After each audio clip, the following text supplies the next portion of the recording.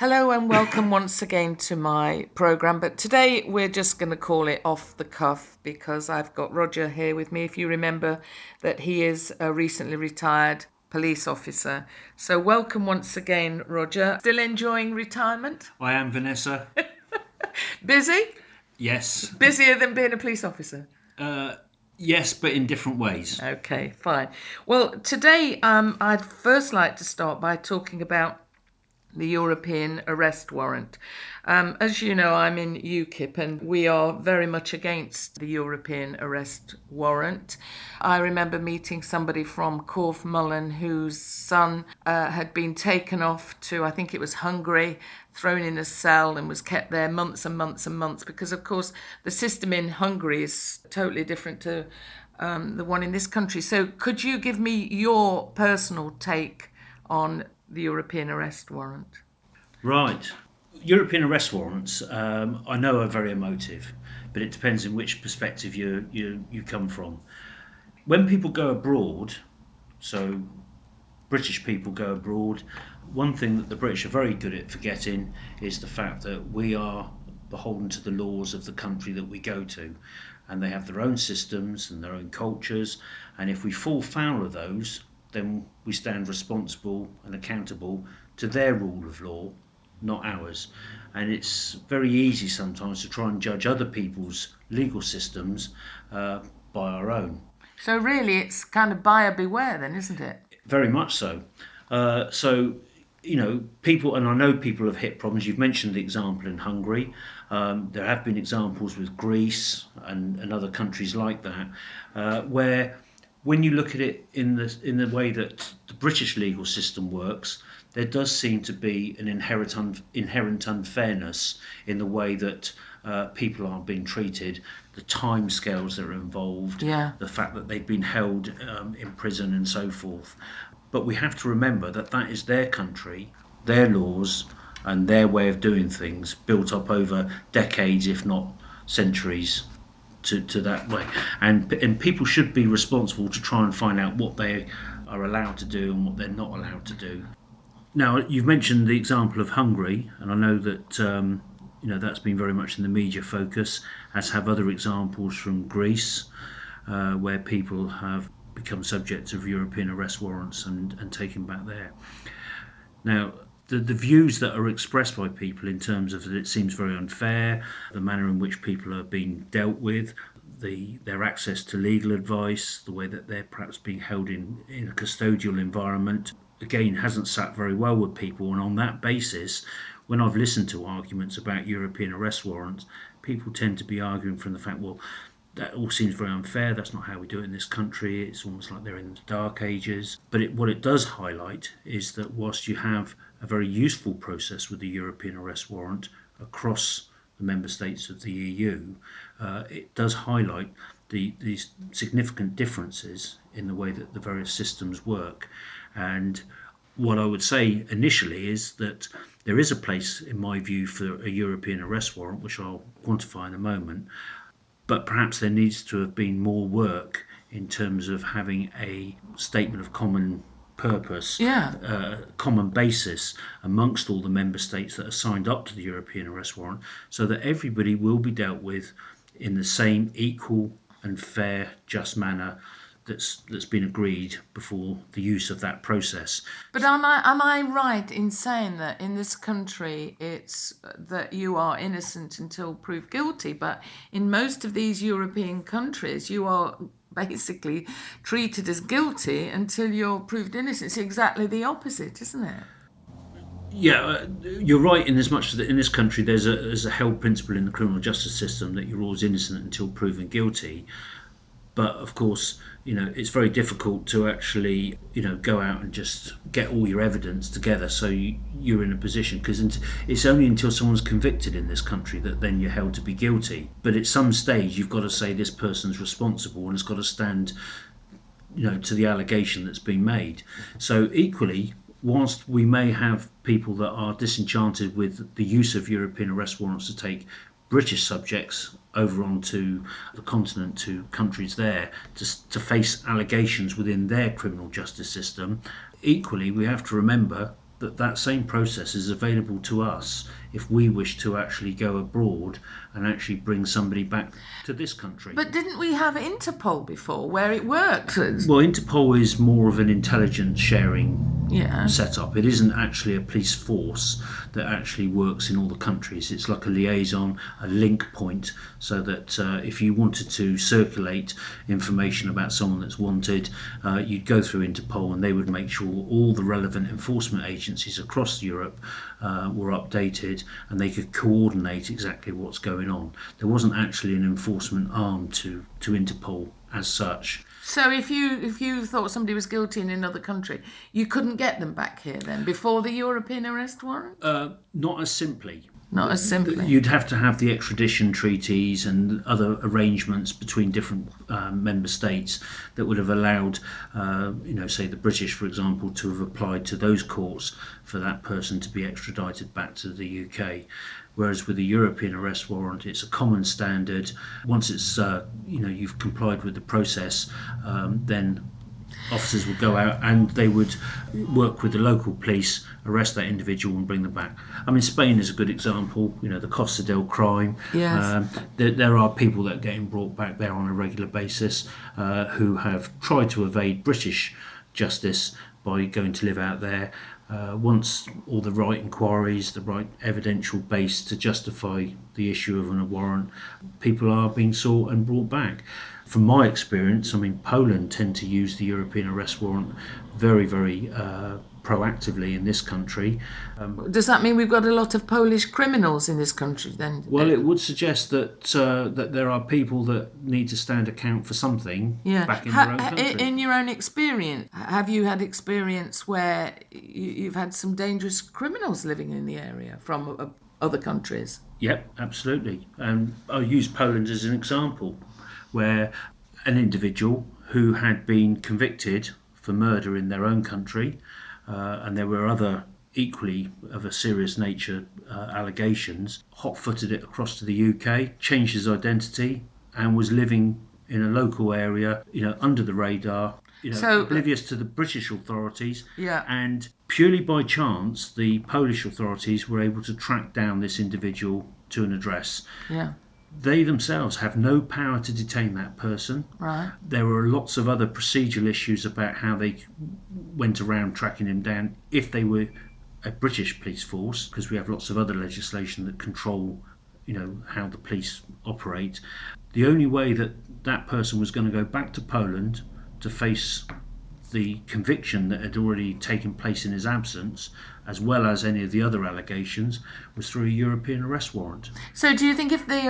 which is what happened. Yeah, so do you think then if there hadn't have been a European arrest warrant, what do you think would have happened? It would have been a very long, lengthy, drawn-out process. Would you have been able to have arrested him knowing what you knew? No. You wouldn't? No. So he would have been at large in the community? Yes, he would have been able to carry on ad infinitum until all... his opportunity to try and fight all legal avenues had failed. Then he would have had no choice. But and we've seen when people have gone through these non-European arrest warrant extradition processes, they can be drawn out for years. Well, take Julian Assange. Yeah. Exactly. And if you've got anyone that comes from the EU to the UK, right, and we've seen a number of media cases quite recently in months where people have come more from the eastern bloc area of the EU, who had strings of convictions for quite serious sexual assaults, murders, gun-related crime, this type of level of offending, but they've been able to come into the UK because we don't have border controls. Yes. Nobody knew they were here. Nobody was able to know anything about their previous convictions or the difficulties we're experiencing actually being able to find out about previous convictions. Then, of course, they've offended here in exactly the same way, and it's like, well, why didn't we know about this? Well, once we've known about this, and the person is perhaps wanted back in their home country for something, we don't have an agreement within the EU that I'm aware of where we can just arrest on their behalf, except through a European arrest warrant, and in which case it would have been for that member state to have gone through the right process, issued a European arrest warrant. A local officer would have then been able to attend to the address, knock on the door, identify that that's the person that they're looking for, arrest them on the European arrest warrant, and then they would be straight into custody. If you went through any other process of knocking on the door and telling them that this is happening, you won't find them again. No. So, we have to look at it in a balance across Yeah. Europe. Have to look at it in a balance, in as much as that, whilst we may have genuine issues about how other countries operate in terms of their legal system, if we're looking for a common, European approach to justice generally, we have to be mindful that whilst there are concerns raised, genuine or not, about how they've been employed by other member states, we have to remember that we have people amongst us in our communities that equally would be subject of European arrest warrants to be taken back to those member states from whence they came, and that has got to be for the good of the safety So, for our yeah. own Well, communities. what if it was your son that had gone out? Take this case again. Because I've met the guy in question. What if it was your son that had gone out to set up a business, and like a lot of businesses, it failed, and then it came back, and then years later that knock on the door, and you're slung into a jail, and be there for months and months and months. There's got to be something wrong there, hasn't there? It can't be like this. Well, it's difficult to talk about individual cases without knowing all the Yeah. finer detail. But if that person had not come back to the UK when they did, what would have happened in that home country? They'd have probably been arrested and put into prison whilst they awaited for everything to be sorted out. And that's the difference, isn't it? That here you can't be put into prison unless there's some, Well, you're charged over and then here, you're on bail. and there has to be good grounds to refuse somebody the opportunity of bail, which Yeah. is constantly reviewed within the criminal justice system, usually by a judge. And we have other options of home detention with tags and bail conditions with curfews and bits and pieces. So there's lots of ways that you can control people. But of course, these other countries may not have those systems, and if they have, their system isn't geared up to it. Now, is this because we are judging something that's happened in another country by our own standards, for which they may have an adverse view of how we deal with things? Exactly. So, okay. What we're afraid of course, is that we end up with their system. To me, that would be terrible. Anyway, have we got room to keep putting loads of people into No, we prison? haven't. No, we haven't. And I don't suppose you know. I should have really looked it up. Do we know the figures of foreign people in our prisons? I know it's quite. They are quite high. We have, and I'm talking off the top of my head here, something like 65 million people that live in this country, of which we have something like about 88, 90,000 people currently held in prison. Now, that people say that's a lot. They say it's the highest number of people in prison anywhere in Europe. Well, it's because so many people come here. Let's face But it. but you also have to look at that in terms of you can read into statistics whatever you want, Yeah. and is 90,000 approximate people against 65 million that many to have in prison? I read a book, and I wish I could remember the name of the chap who wrote it. It's about getting older, Roger. And he actually compared us to France, and actually in France you stand a greater chance of going to prison per crime as opposed to over here, but they have a lot less crime committed than what we do. So, in other words, over here, you commit a crime, you get convicted, you've less chance of going to prison than if you committed a crime in France. And he then compared our sentencing guidelines now in this current day to what was taking place in this country in the 50s. And people are getting uptight about, the fact we've got 90,000 people in prison. If we sentence people on the same basis we sentenced people in the 50s, we would have 250,000 people in prison. Yes. Oh, yeah. Now, the whole argument's about people in prison.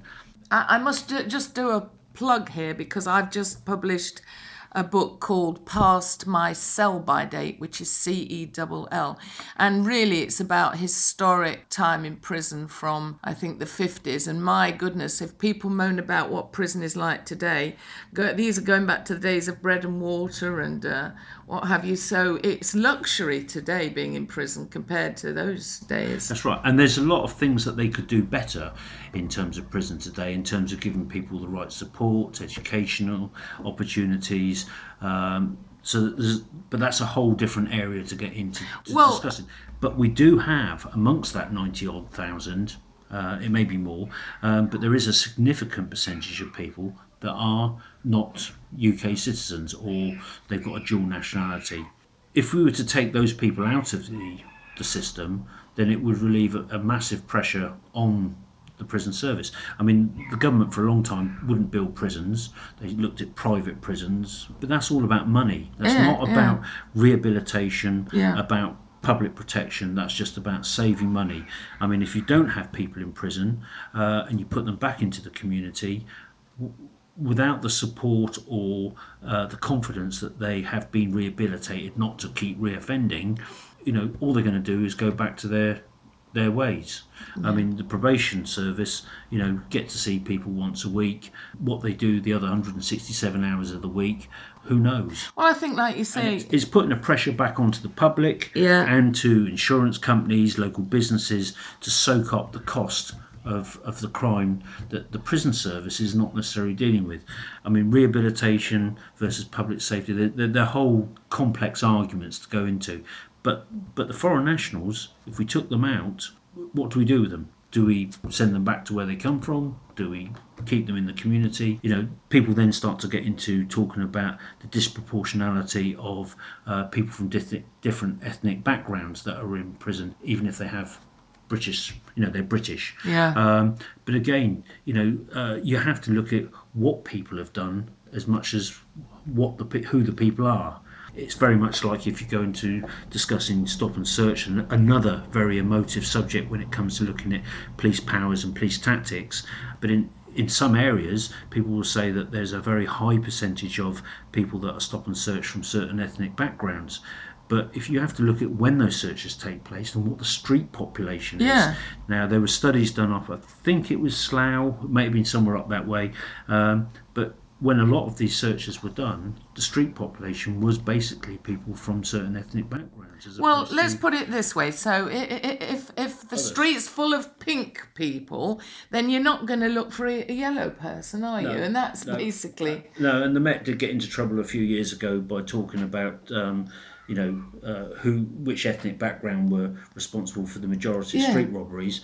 That's a fact. When a victim says and describes their attacker in a certain, with a certain ethnicity, that's who we're looking at. It's no point trying to say, well, let's look for everything but. Just because we were frightened of actually upsetting people. But how we go about that is a different matter. But have you noticed, though, that we are really afraid of saying things now, aren't we, to do with race, colour and creed? People are. I've noticed, being in UKIP, that, people are very afraid of saying anything, even if it's that comes back to, I think, the 90s, late 90s, early 2000s, where we went through this thing under Labour with multiculturalism, and a lot of legislation was changed, to try and accommodate for that. And the PC world of political correctness has made people very, very concerned about what they can and what they can't say, because it's very easy to throw something at somebody and say, you're a racist or you're homophobic, because once you throw that at people, that mud sticks. It has made people very frightened to discuss things in a very open way, with a way to try and take things forward positively. Getting back to the European Arrest Warrant, if you were in charge, if you were, God forbid, David Cameron, would you still want to have this European Arrest Warrant, but not in the same way, I guess? I'd still want European arrest warrants in principle, because if like you've mentioned UKIP, if Britain was to withdraw from the EU, we'd have to come to some arrangement with all these other countries, which would be going back to the negotiating table on what basis was finally determined. But with the European arrest warrant, there's probably a lot of room to discuss with other countries the criteria upon which people can, be arrested or have a European arrest warrant applied for their arrest. But I look at it probably little bit selfishly, but from the British point of view, if we've got people in this country that are presenting a threat to public safety, to victims of crime, that they are habitual offenders, whether it be low level but on a volume scale, or they are quite high level offenders in terms of the serious amount of violence that they may incorporate with their offending. Is it right that we should have these people here if we have a process that allows the home country to be able to take them back to where they came from to face allegations of things that they are clearly trying to escape Yes, from? but that comes back to the point, doesn't it? That it shouldn't have happened in the first place, because this is why we want control over borders.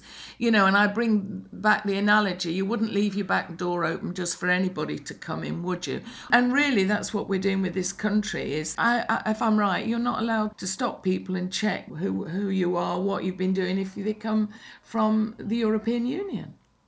When you say who can check? Well, when they come through, Oh say, no, are flown in from, let's say, Poland, Romania, any of the EU countries, they just come through. I mean, there's no stop and check, no. is I there? mean, And I mean, see who. there will be an element of some sort of monitoring of who's coming in and out, but not to the depth where, and people won't have the time to No. actually be able to go through and actually work out who is this person, who is, what threat or risk do they present. Because we have this free border movement.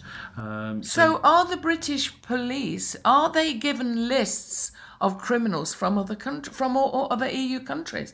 Watch out, this one's on the run or the loose. Well, that comes back to where Interpol, the function that Interpol used to do, that if there were people who fitted a certain criteria, it obviously gets circulated around. And there's a whole intelligence system that works within the police service.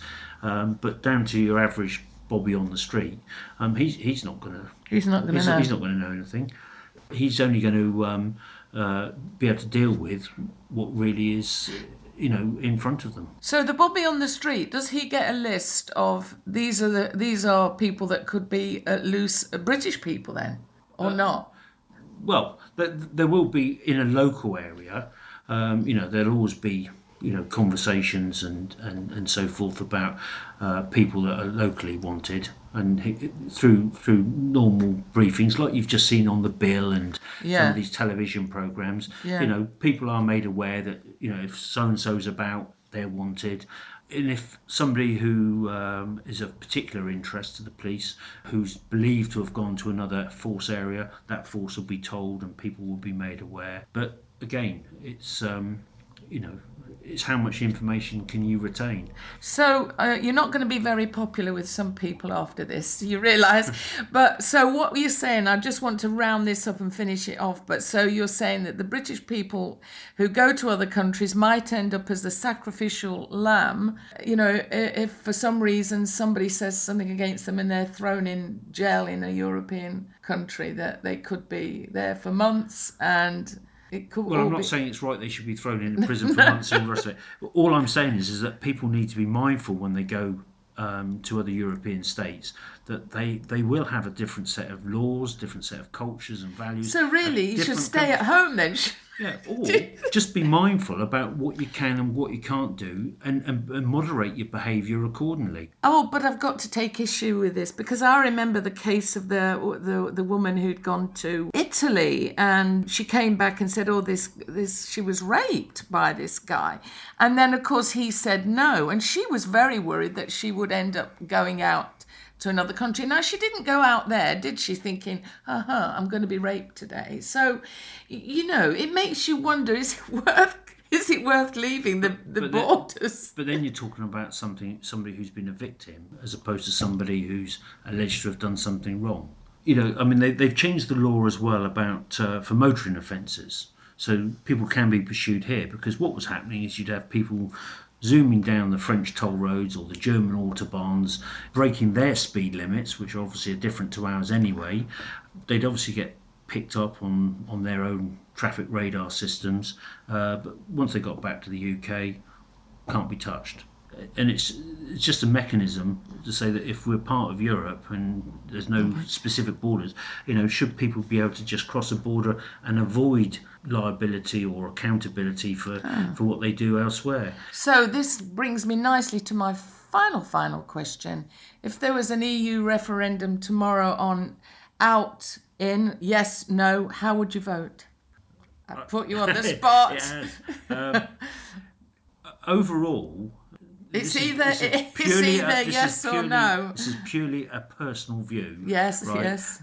Don't worry, everybody's going to get this who comes on from here on in, because I am in the no campaign, and I do struggle to see the advantages of remaining in the EU as we stand at the moment. I know David Cameron's talking about trying to negotiate a better deal before he goes to a referendum. But that's just smoke and mirrors. bullshit. Yeah, Yeah, smoke and mirrors. yeah, But the bottom line is, I think there's more advantages by cutting the ties at the yeah, moment. Yep, there's going to be a lot of work to renegotiate an awful lot of things with Europe. yeah.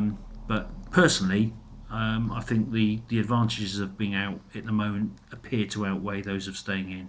Well, thank you for that, Roger. You're definitely going to stay on my Christmas card list. And have a great day. And thank you to the listeners. Until the next time. Bye for now. Bye.